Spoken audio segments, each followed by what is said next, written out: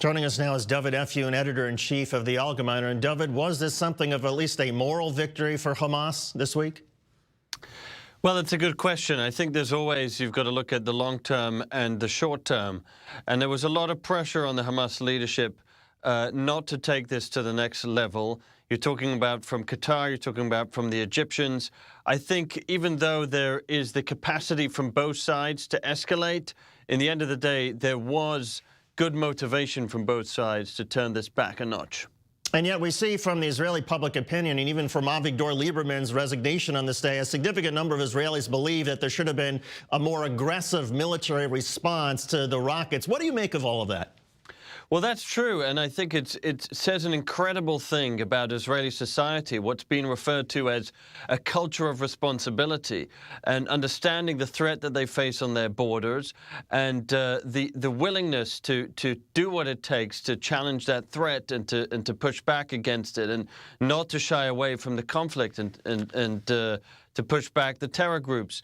And that's what the common sentiment certainly is in Israel. The big question, though, is what happens the day after? And that was obviously the consideration of Prime Minister Netanyahu, because we've seen this game before a number of times. There have been 3 wars that Israel has fought in Gaza.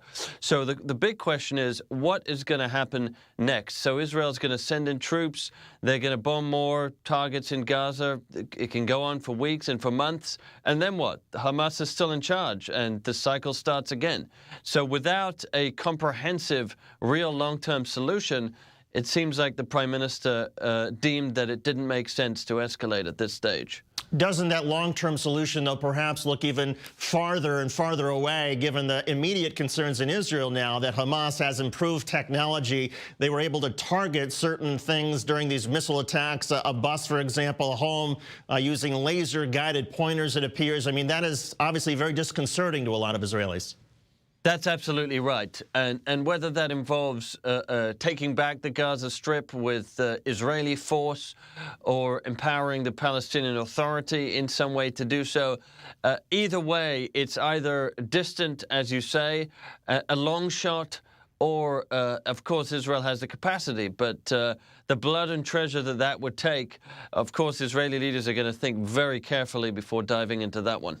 What do you make of Prime Minister Netanyahu's situation now? His defense minister has quit. There's a possibility that more members of the coalition government could pull out, perhaps forcing early elections. Is that a wise idea in terms of Netanyahu's next move? Well, the truth is he has been able to maintain a razor-thin coalition majority of 61 seats before Lieberman joined. Remember, Lieberman didn't join the government right at the beginning after the elections. It took some time before he signed up and took on that position. So continuing with 61 seats is certainly a possibility. They've done it before. They can do it again.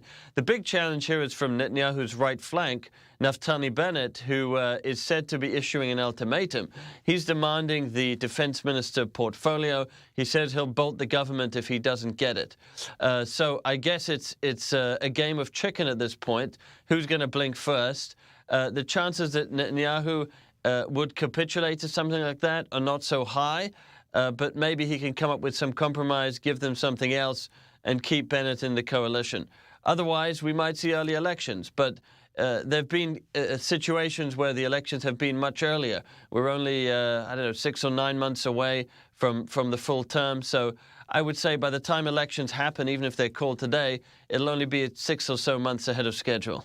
Dovid Efune, editor-in-chief of the Algemeiner. And Dovid, thanks for joining us from Los Angeles tonight. We appreciate it. Always a pleasure. Yep.